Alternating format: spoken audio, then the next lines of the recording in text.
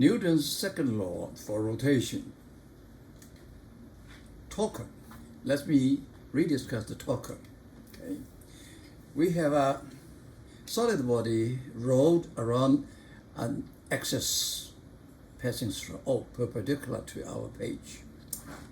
This is the force acting on point P. This is R from axis to the point P. We say the torque F around this O is tau equal to R cross F.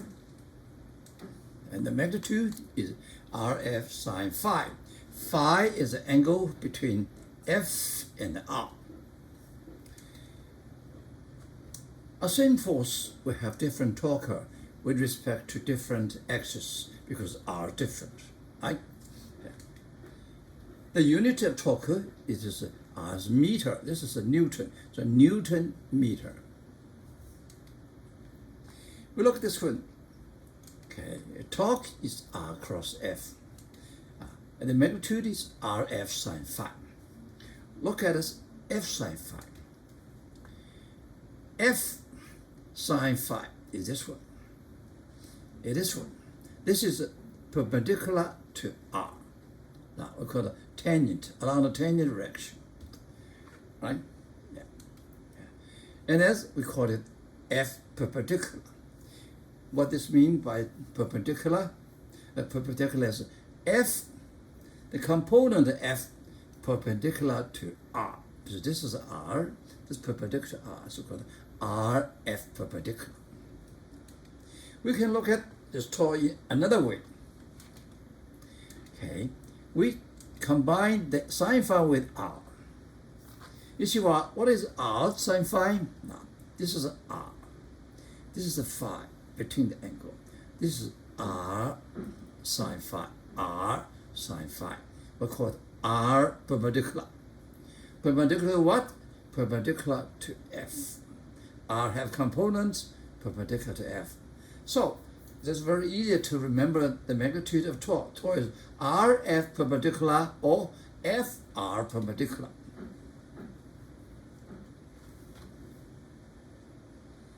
This wood T-bar has eye hooks at regular intervals along its length. If we hang a 1 kilogram weight on this hook, a person can easily lift the weight off the table with a twist of the wrist.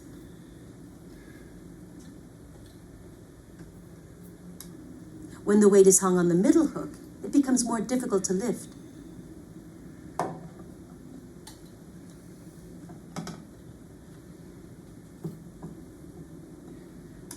If we place the weight on this hook, it becomes very difficult for a person to hold up the bar.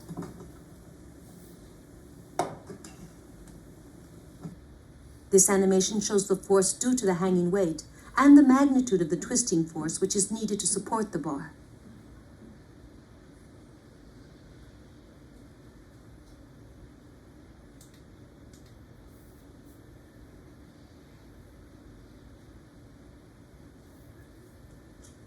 Why are the doorknobs put on the outer edge of doors instead of in the middle? This hinge board will show the reason. The board tilts up on a hinge and may be lifted by pulling up on any of these eye hooks along its length. If we pull up on the eye hooks with the spring scale to measure the force needed to lift the board in each case, which eye hook will require the greatest force?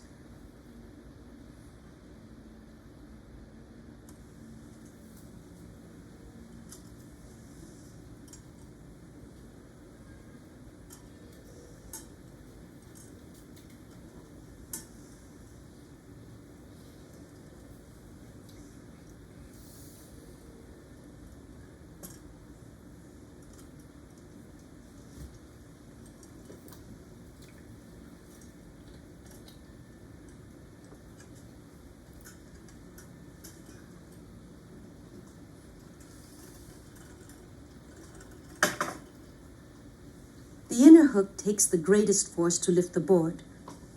Heavy doors are easiest to move if the handle is on the edge furthest from the hinge.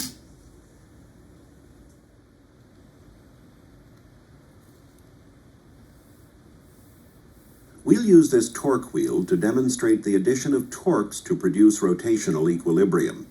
The wheel has discs of different diameters around which ropes can be wound. With no weights hanging from the ropes, the wheel is stable. If a single 1,000-gram mass is hung from the 5-centimeter diameter disc, the wheel is unstable and begins to rotate. How much weight should we hang from the 10-centimeter disc to balance the wheel?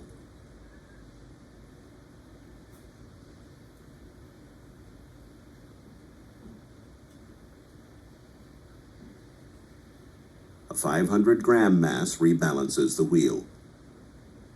Newton's second law for rotation. We look at the situation.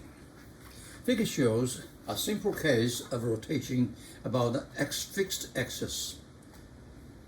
The rotating rigid body consists of a single particle of mass m,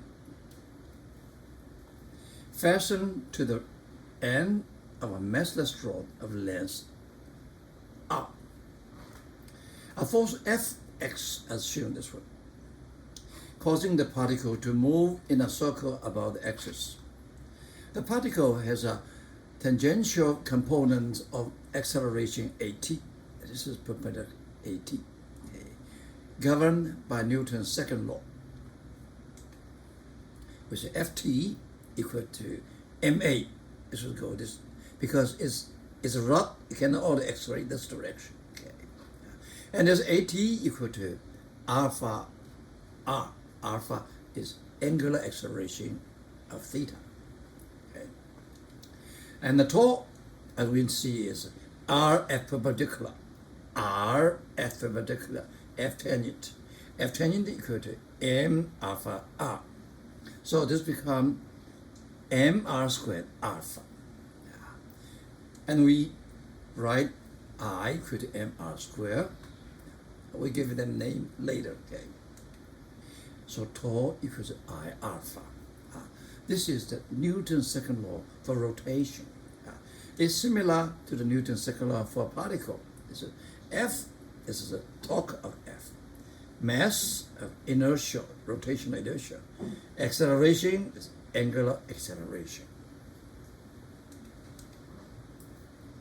The equation tau equal to I alpha is derived for the special case of a single particle rotating about a fixed axis. It holds for any rigid body rotating about a fixed axis. This follows from the principle of superposition, because any such body can be thought of as assembling of single particles. So we have sigma tau equal to I alpha.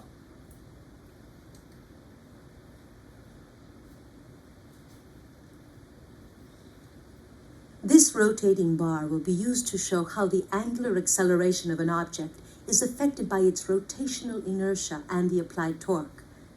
Two discs attached to the axle can be wrapped with string, with masses hung from the string to provide a torque to spin the bar. These two masses can be attached to the bar either close to the center or farther out to vary the rotational inertia of the bar. We'll first apply a torque to the bar by hanging a 100-gram mass on the 5-centimeter disc. The masses on the bar are at their outer positions. Here's the angular acceleration.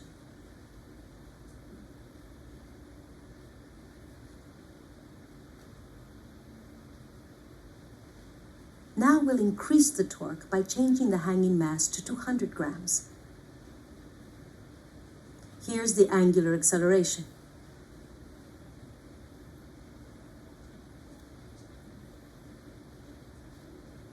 This time, we'll increase the torque by hanging the 200-gram mass from the 10-centimeter disc. Here's the angular acceleration.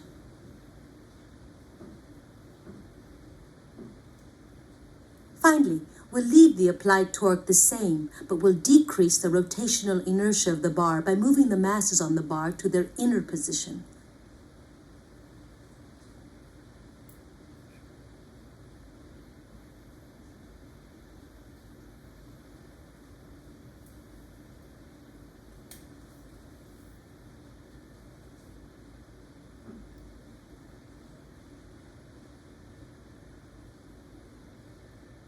Here's the angular acceleration.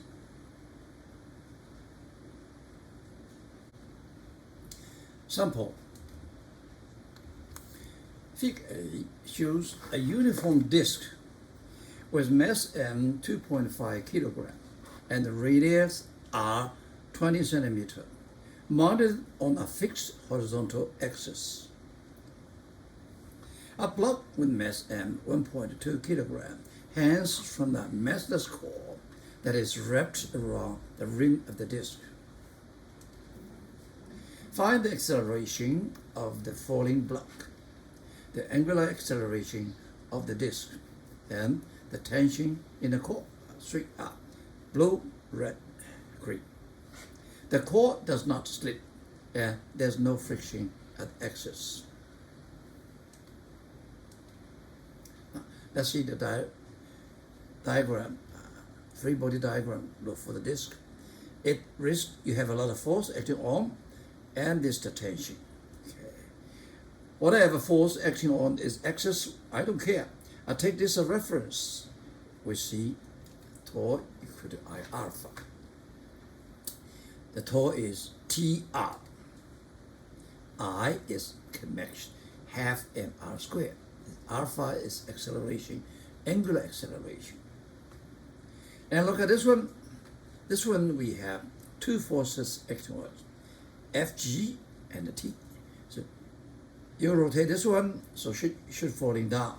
Fg mg minus T equal to ma. Now we have two equations, T unknown, alpha unknown, A unknown, 3 unknown, two equations, not enough. We need one more. One more question is relationship. Okay. What the relationship can find, this is alpha and A. We know that A equal to this acceleration is equal to the acceleration at this point. And this acceleration is alpha equal to A equal to alpha R. So we have three equations, 3 unknown. We're done. That's physics. That's what we have to learn. Leftover is high school algebraic, very easy. I'm not going to do it. Okay. So we get a T equal to half ma. Okay. A equal to 2mg over m over 2m. We put the number inside, we get the answer. You can see the A is smaller than 9.8 g, so it's reasonable, right? And then the T is 6.0, smaller than the weight, so its weight going down. That's a reasonable answer. And alpha equal to A over R, 24 radian per second squared.